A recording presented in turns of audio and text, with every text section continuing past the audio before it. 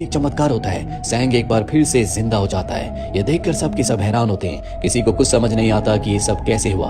अगले दिन सैंग अपने पूरे चेहरे शरीर पर पट्टी बांधकर बाहर आता है, जहां पर बहुत सारे लोग उसका इंतजार कर रहे होते हैं, क्योंकि पूरे शहर में बात फैल चुकी होती है कि सैंग मरकर जिंदा हुआ है। सब उसे जीसस क्राइस्ट का अवतार मान रहे होते हैं। सैंग किसी तरह से वहां से निकलकर बच्चों के हॉस्पिटल में जाता है, जहाँ पर वो सभी बच्चों को मैजिक ट्रिक्स दिखाकर उनका मनोरंजन करता है। तभी वहां पर एक लेडी आती है जो सैंग से रिक्वेस्ट करती है कि तुम मेरे साथ चलो, मेरे बेटे की हालत बहुत ज्यादा खराब है, मैं जानती हूँ कि तुम उसे बचा सकते हो।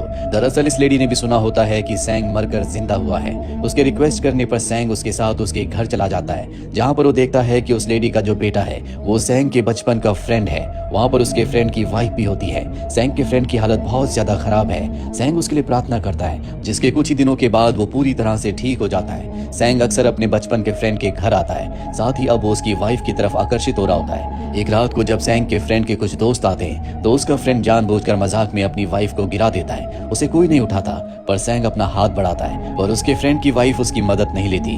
दरअसल सैंग को लगता है कि उसका फ्रेंड अपनी वाइफ के ऊपर अत्याचार करता है। इसके बाद सैंग अपने कमरे में आ जाता है, जहाँ पर वो अपने आप को मारकर सजा देता है, क्योंकि वो ना चाहते हुए भी अपने फ्रेंड की वाइफ की तरफ आकर्षित हो रहा है, जो कि वो नहीं करना चाहता। उसकी नजरों में ये पाप है और उसी पाप की सजा वो अपने आप को दे रहा होता है। और ठीक उसी वक्त उसे अपने आसपास की छोटी से छोटी आवाज सुनाई देने लगती है, यहाँ तक कि उसके शरीर में जो बैक्टीरियाज होते हैं वो उन्हें भी महसूस कर सकता है, जिसके अगले पल ही वो बेहोश हो जाता है। अगली सुबह जब खिड़की से सूरज की रोशनी उसके शरीर पर पड़ती है तो उसकी स्किन जलना शुरू हो जाती है, जिसका मतलब ये है कि सैंग एक वैम्पायर बन चुका है। अब वो अपने पूरे शरीर और चेहरे को कवर करके हॉस्पिटल में जाता है, जहाँ पर उसे एक पेशेंट के पास ले जाया जाता है जिसके शरीर से खून निकल रहा होता है। सैंग उसके खून की तरफ आकर्षित हो रहा होता है, लेकिन किसी तरह से वो अपने आप को कंट्रोल कर लेता है और उस लड़की के लिए प्रार्थना करता है। इसके बाद हमें दिखाया जाता है कि सैंग खून पी रहा है। खून पीने के बाद उसके शरीर पर जितने भी जलने के निशान थे वो पूरी तरह से अपने आप ही ठीक हो जाते हैं। सैंग को भी समझ में आ चुका है कि उसके ऊपर जो एक्सपेरिमेंट हुए थे उससे वो वैम्पायर बन चुका है, और अगर उसे अपनी बॉडी को स्ट्रांग और पूरी तरह से हेल्दी रखना है तो कुछ दिनों के बाद उसे खून पीना होगा। अब उसे कोई देख ना ले, इसीलिए वो हॉस्पिटल की खिड़की से कूदकर नीचे गिर जाता है, लेकिन इतनी ऊंचाई से गिरने के बाद भी उसे कुछ नहीं होता।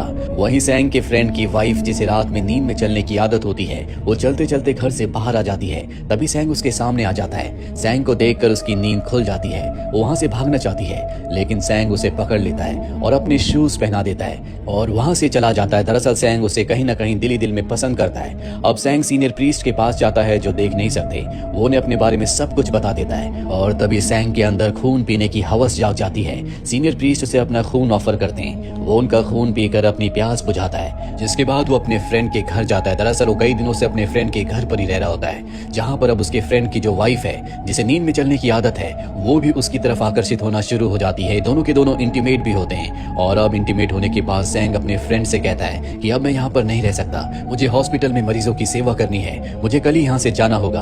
अगले दिन वो हॉस्पिटल के लिए निकल जाता है। उसके जाने के बाद उसके फ्रेंड की जो वाइफ होती है वो अपनी मदर इन लॉ से कहती है कि मैं भी हॉस्पिटल जाकर मरीजों की मदद करना चाहती हूँ, उनकी सेवा करना चाहती हूँ। वो उसे इजाजत दे देती है, जिसके बाद वो भी हॉस्पिटल चली जाती है, जहाँ पर वो सैंग के साथ एक बार फिर से इंटीमेट होती है। और जब ये दोनों के दोनों इंटीमेट हो रहे होते हैं तो सैंग उसका खून पीने की कोशिश करता है। वो उसे अपने से दूर कर देती है, जिसके बाद सैंग उसे बताता है कि जब हॉस्पिटल में मेरे ऊपर एक्सपेरिमेंट हुए थे तो मैं एक वैम्पायर बन गया। ये कहने के बाद वो एक पेशेंट का खून पीना शुरू कर देता है, जो देखकर उसके फ्रेंड की वाइफ डर जाती है, अपने आप को वॉशरूम में बंद कर देती है। लेकिन सैंग पीछे के रास्ते विंडो से अंदर आ जाता है और उसे समझाता है कि मैं किसी का खून नहीं करता, बल्कि यहाँ पर जो पेशेंट्स हैं उनका थोड़ा सा खून पीकर अपनी प्यास बुझाता हूँ। तुम्हें मुझसे डरने की जरूरत नहीं है, मैं तुम्हें नुकसान नहीं पहुंचाऊंगा। अभी वॉशरूम के बाहर कोई आ जाता है। सैंग यहाँ से चला जाता है। अब उसके फ्रेंड की वाइफ को यकीन हो चुका है कि सैंग उसे नुकसान नहीं पहुंचाएगा।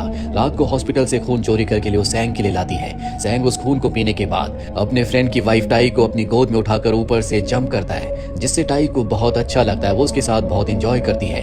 टाई के पैरों पर चोट के निशान होते हैं। सैंग उससे पूछता है कि ये किसने किया, पर टाई उसे कुछ नहीं बताती। इसके बाद सैंग सीनियर प्रीस्ट के पास जाता है। सीनियर प्रीस्ट कहते हैं कि मैं तुम्हारा थोड़ा सा खून पीना चाहता हूँ, मुझे यकीन है कि अगर मैंने तुम्हारा खून पिया तो मैं भी तुम्हारी तरह वैम्पायर बन जाऊंगा, जिसके बाद मेरी आंखों की रोशनी वापस आ जाएगी। और सैंग उन्हें अपना खून देने से मना कर देता है, जिसके बाद वो अपने फ्रेंड के घर जाता है। वो अपने फ्रेंड की मॉम से कहता है कि मैं यहाँ पर कुछ और दिन रुकना चाहता हूँ। उसकी मॉम उसे इजाजत दे देती है।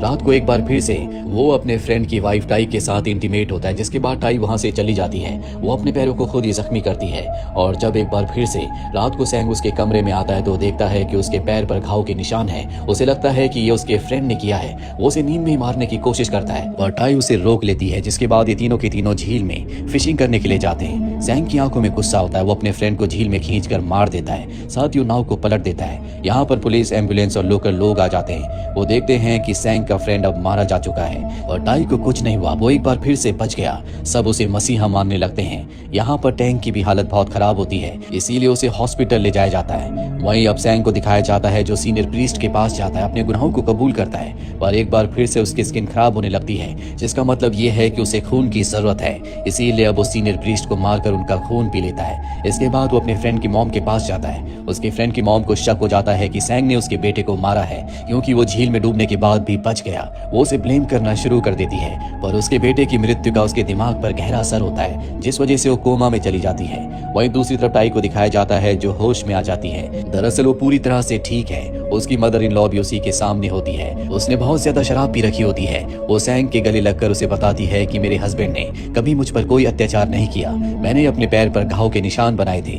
ये सुनकर सैंग पूरी तरह से शॉक्ड हो जाता है। उसे एहसास होता है कि उसने बहुत बड़ी गलती की, उसका फ्रेंड बेगुनाह था। उसके दिल में गिल्ट आ जाता है। वो टाई को बहुत उल्टा सीधा कहता है। टाई को भी एहसास होता है कि उसने गलती की। वो सैंग से कहती है कि मुझे मार दो, और सैंग ऐसा ही करता है, वो उसे मार देता है। पर अगले पल उसे एहसास होता है कि वो टाई के बिना नहीं रह सकता, इसीलिए वो उसे अपना खून पिलाकर जिंदा कर देता है। और अब टाई भी एक वैम्पायर बन चुकी है। दूर से उसकी मदर इन लॉ सब कुछ देख रही होती है, और अब क्योंकि टाई भी एक वैम्पायर है, इसीलिए वो बेगुनाह लोगों को मारकर उनका खून पी रही होती है, जो देखकर सैंग को बहुत गुस्सा आता है। वो उसे समझाने की कोशिश करता है, पर टाई को इस सब में बहुत मजा आ रहा होता है। इन दोनों के बीच में घमासान फाइट होती है, जिसका कोई नतीजा नहीं निकलता, क्योंकि दोनों के दोनों बराबर ताकतवर हैं। वहीं हमें टाई की मदर इन लॉ को दिखाया जाता है, जिसके पास उसके हस्बैंड के कुछ फ्रेंड्स आते हैं। हालांकि वो बोल नहीं सकती, लेकिन वो इशारों से उन्हें समझा देती है कि उसके बेटे को सैंग ने और टाई ने मारा है, और इससे पहले कि वो पुलिस को इन्फॉर्म करते, टाई उनके ऊपर हमला करके उन्हें मार देती है। जिसके बाद सैंग टाई को और अपने फ्रेंड की मॉम को लेकर गाड़ी से यहाँ से निकल जाता है। वो पूरी रात गाड़ी चलाता है और एक चट्टान के किनारे गाड़ी को रोक देता है। जल्दी सुबह होने वाली है,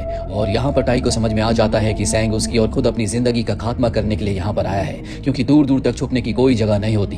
हालांकि वो अपने आप को छुपाने की कोशिश करती है। वो गाड़ी के नीचे चली जाती है, लेकिन सैंग गाड़ी को आगे ले जाता है, और अब उसने भी अपनी किस्मत, अपने नसीब को एक्सेप्ट कर लिया है। वो सैंग के पास आकर बैठ जाती है। जल्दी हम सूरज को उगता हुआ देखते हैं, और जैसे ही सूरज की किरणें इन दोनों के शरीर पर पड़ती है, इनकी स्किन जलना शुरू हो जाती है। गाड़ी के अंदर से सैंग के फ्रेंड की मॉम इन दोनों को जलता हुआ देख रही होती है, जिससे उसे बहुत सुकून मिलता है, क्योंकि इन दोनों ने ही उसके बेटे को मारा है। और अगले पल इन दोनों का शरीर पूरी तरह से राख में बदल जाता है, और इस तरह से इनकी जिंदगी का खात्मा हो जाता है। दरअसल सैंग हमेशा से एक अच्छा इंसान था, लेकिन किस्मत ने उसे वैम्पायर बना दिया, जिसके चलते उससे कुछ गलतियां हुई, और इस बात का गिल्ट उसके दिल में था। इसीलिए उसने अपना और टाई का अंत इस तरह से चुना।